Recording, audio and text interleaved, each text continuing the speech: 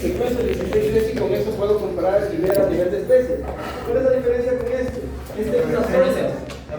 La sonda Esta es una sonda que evidentemente se va a hibridizar y va a florecer. Claro que vamos a hacer in situ, vamos a fijarla, a muestrar, pero últimamente estoy descubriendo, con el secuenciamiento que descubro varias bacterias a la vez, pero estoy usando secuenciamiento, aquí estoy usando sondas, que si me imagino y tengo la muestra, tengo varias secuencias de varias bacterias, mis sondas de diferentes bacterias se van a unir y me van a decir la presencia de especies. Entonces, este sonda fluorescente in situ y esa es con secuenciamiento, 16 veces, ¿sí? Por lo que viene el secuenciamiento que la máquina esta que hace el CEC, usted ha mencionado, la que hace muestra que también detecta picos de fluorescencia, ¿está bien? Eso serían los picos de fluorescencia de FISH, más. O sea, bueno, en el secuenciamiento, no, eso es más de la real time PCR. La cuantitativa, porque en el secuenciamiento lo que te mandan es el pedazo del gen, ¿sí? Si tú incluyes la NGS,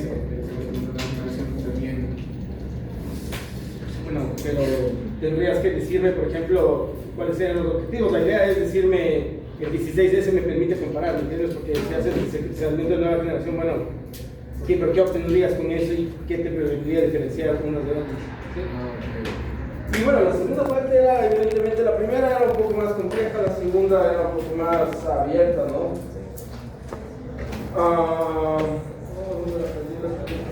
Bueno, las palabras clave que tenía que tener era degradación del moco, inflamación, toquinas, quimoquinas, pH, biofilm, diversidad bacteriana. Esencialmente, había un slide al final. Había un slide que tenía un gráfico que tenía todo eso. Esa parte extrema superior izquierda. Sí, pH, varias inflamación, citoquinas. Pero casi. Ok, entonces voy a tener que ir un poquito más rápido porque ahora sí tenemos 3 presentaciones. Vamos a ver infecciones nosocomiales. Nosocomial quiere decir de abajo en cuidado. Ya entonces las que surgen en el hospital. ¿Sí? Entonces cuando la persona llega sin síntomas y después de haber entrado al hospital empieza a aparecer esos síntomas, es una asociación con que ha sido contaminado en el hospital, porque si no se dice qué tipo de infección se llama, si no es comunitaria, claro, del medio ambiente trae alguna bacteria y generalmente estas infecciones comunitarias, tenemos algunos casos en algunos hospitales de aquí, lo que se ve es que tienen bacterias. ¿Qué características dirían de esas bacterias? La de los hospitales, de antibióticos. Las de comunitarias, digo. Susceptibles a antibióticos. La mayoría son susceptibles a antibióticos, pero ¿qué características le daría para que reconozcamos nosotros como un problema? Sí, es directamente contagiosa. Que tiene capacidad virulenta, entonces tiene factores de virulencia que permiten causar algún tipo de problema, lo cual hace que la persona vaya al médico, ¿no? Y ahí va a identificar que bueno, es esta bacteria que tiene esta virulencia, pero ¿cuál es la facilidad aquí? Que puede utilizar antibióticos y no hay mucho problema. Pero el problema con las que están en el medio hospitalario es que viven bajo una presión selectiva que es la alta cantidad de antibióticos. ¿Qué otra presión selectiva tiene? No, ¿qué presión selectiva tiene en el hospital? Aparte de los antibióticos. La de nicho. Combatir con otras bacterias que también están en ese medio. Sí, pero te digo presión ambiental más, o sea, factor abiótico. La temperatura.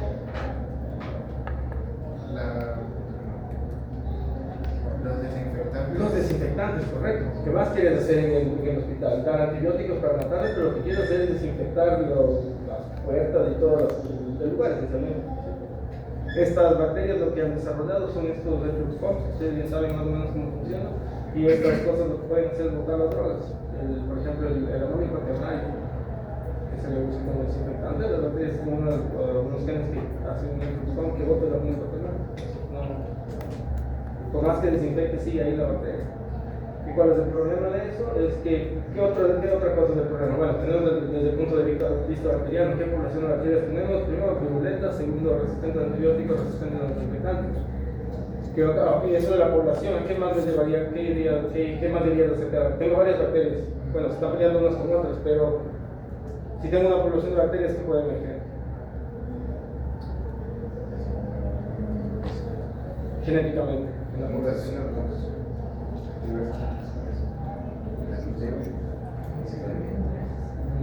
Lo de la bacteria se dijo.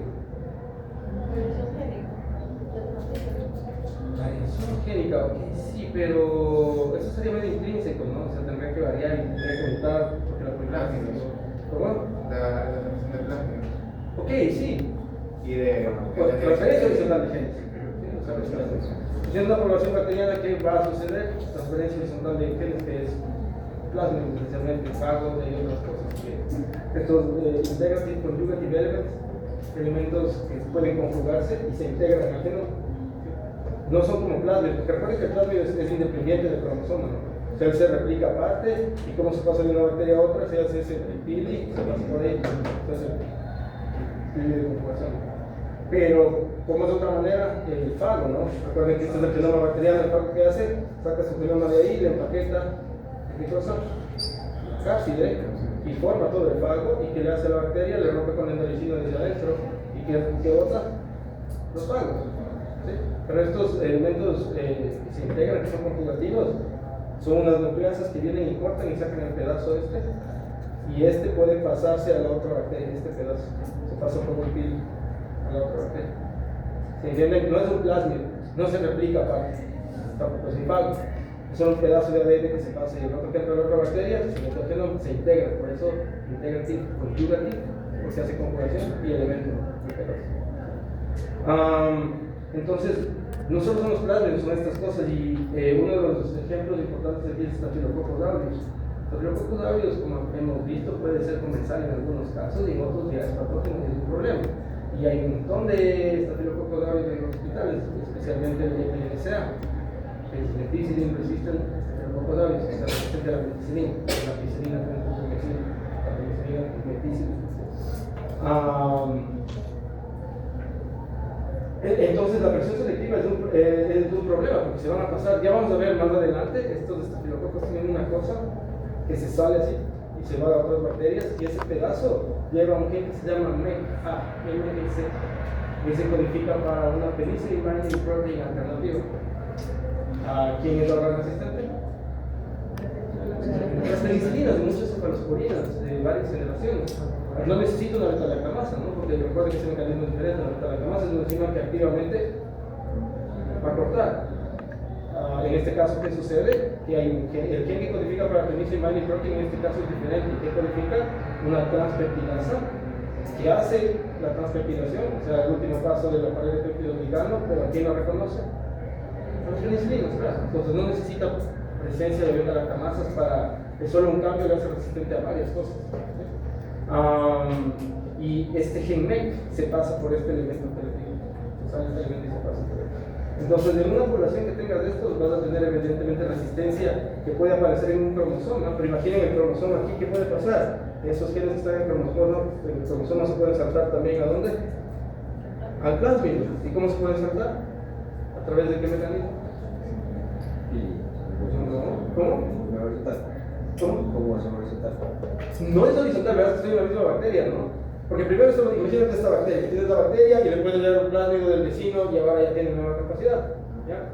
Pero también puede ser que esta bacteria esté bajo presión selectiva y aparezca en su cromosoma una mutación, ¿ya?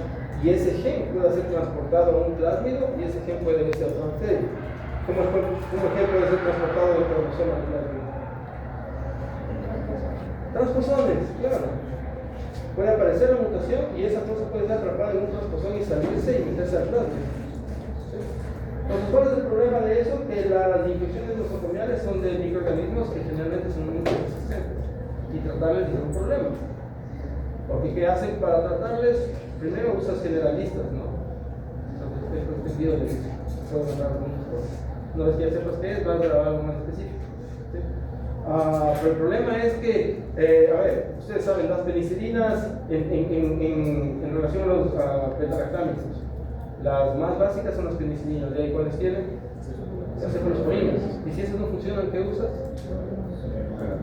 Correcto, los carbapenémicos, que ya tienden a tener en altas concentraciones de toxicidad. Pero que hay carbapenémicas, y vamos a ver ahora el ejemplo, vamos a ver una que se llama NDM, que es New Delhi Beta-Lactamase, que depende de un metal para funcionar. El problema de eso es que ya no te sirven las carbapenémicos, si no te sirven los carbapenémicos, ya usan el desestabilizador de lípido A. inhibidores de la membrana. ¿Quién dañaba la membrana?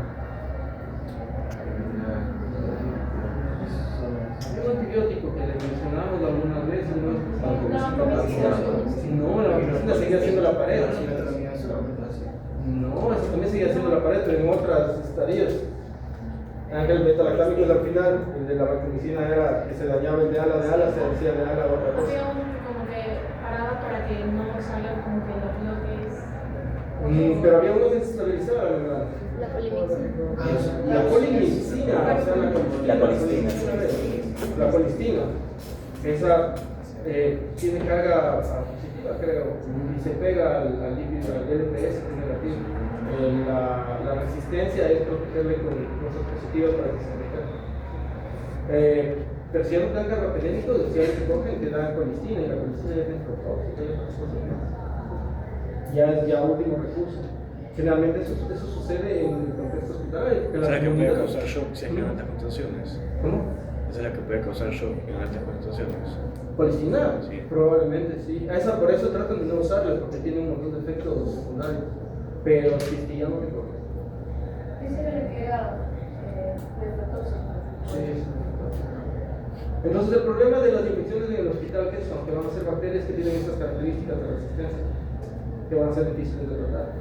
Esa es la buena cosa, desde el punto de vista bacteriano. ¿Qué tipo de personas se infectan? Son más que van a infectarse. Inmunodeprimidos, evidentemente estás en el hospital. Estadísticamente, si estás más de 15 o 20 días en el hospital, pues sí es, tus probabilidades de ser infectado por una complicada suben bastante. Estás en el medio. Y ya vamos a ver, la manera es fácil, ¿no? Pero bueno, evidentemente tienes un montón de gente inmunokomprometida en el hospital. O sea, sean los niños o gente enferma con VIH y otras personas que tienen inmunodepresión. ¿En dónde induces? ¿Cómo? ¿En dónde induces tu inmunodepresión?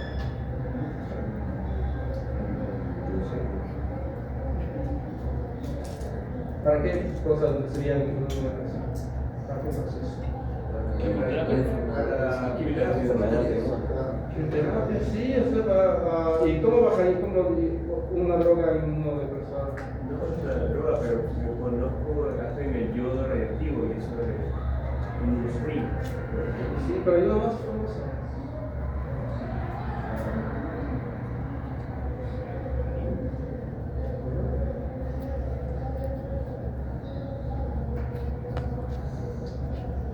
A los que tienen trasplante de órganos. Por ejemplo, sí, evidentemente, si quieres transportar un órgano, tengo que bajar el sistema inmune, si no, lo va a atacar como algo coreano y lo va a destruir. Entonces, ¿cómo le baja? Cuando tienes autoinmunes, por ejemplo, esas de eczema, sí, ¿qué te mando?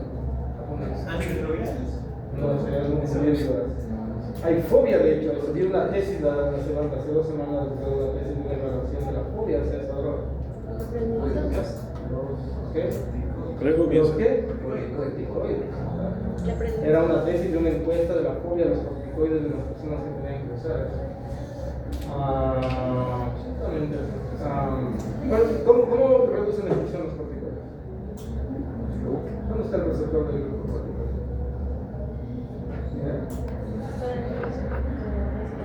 Sí, claro, eso mismo de molecular, un ejemplo de un receptor que está dentro del citocromo. El glucocorticoide puede pasar por la membrana y se une al receptor, y ese receptor, ¿qué va a hacer? Cambia de forma y actúa como un factor de transcripción. Entra al núcleo y induce la expresión de citoquinas antiinflamatorias en este caso, y reduce la inflamación.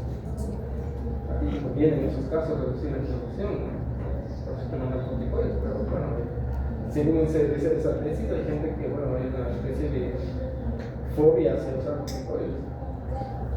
Pero bueno, entonces, ¿cuál es el problema? Primero, tienes gente que es inmunodeprimida, entonces después una infección no tiene cómo defenderse, y la otra es que la infección no va a ser fácil de tratar, porque está lidiando con una población que tiene un repertorio de genes para defenderse de la mayoría de drogas.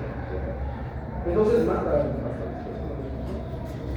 Ok, bueno, creo que hablé de un montón de cosas que vamos a ver. Entonces, bueno, es una infección que no estaba antes de que la persona entre al hospital y aparecieron los síntomas una vez que entró, como has dicho, 48 horas. Y después de salir, nosocomial, el diagnóstico es cuidado. enfermedades bajo el cuidado de alguien. Y ahí vienen los problemas. La Organización Mundial de la Salud hace énfasis en estos 4 factores, evidentemente. Condiciones cuando hay mucha gente, contacto directo, se puede pasar las bacterias sin problema. Ustedes me acaban de decir, sistema inmune comprometido por varias razones. Microorganismos que meten, lo que hemos discutido. Y bueno, la resistencia bacteriana. ¿Qué bacterias son comunes aquí? Staphylococcus aureus, la resistente a la meticilina, que ya se un poco. Hongos también, Candida albicans, Escherichia coli, está detrás. Muchas de esas enfermedades son, por ejemplo, problemas respiratorios con problemas en la intensive care unit, las urinary tract infections, eso también es súper común. Que cae una E. coli que tiene resistencia a todo, ¿sí? Ahí está un Enterococcus resistente a qué cosa. La vacunación. ¿Qué hacía la vacunación?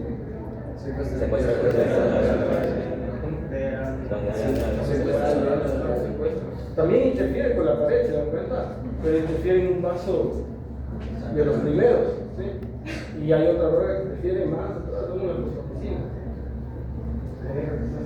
Que se haga el gasetín horario. Rutas de contaminación, como se pueden imaginar, esta frase es bastante evidente.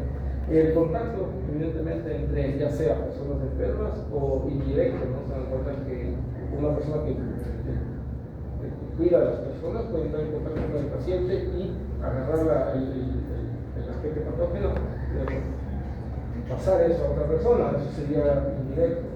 Tienes evidentemente por el aire, entonces hay que tener una ventilación, se supone. Un vehículo en común, eso se refiere a los instrumentos que tienen en el hospital. Como les he dicho, las bacterias tienen resistencia a los desinfectantes también. Por más que pasen desinfectantes, ellos pueden seguir creciendo, y si pueden seguir creciendo, ¿qué pueden hacer después? Fijarse y empezar a botar polisacáridos de ser biofilms, que hace el biofilm de los catéteres. No tenías nada, te ponen un catéter y el catéter está con biofilm y infección. ¿Sí? En un vector, ¿a qué hace referencia un vector aquí? ¿Qué creen que hace referencia al vector? Un vehículo. ¿Pero a qué se hace referencia con el vehículo?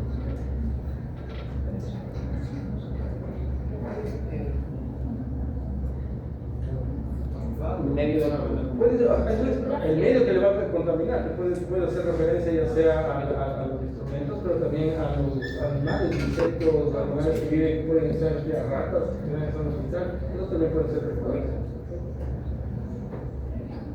Directo, indirecto y por gotas. ¿Sí? Como explicar ahí, entre pacientes o entre el paciente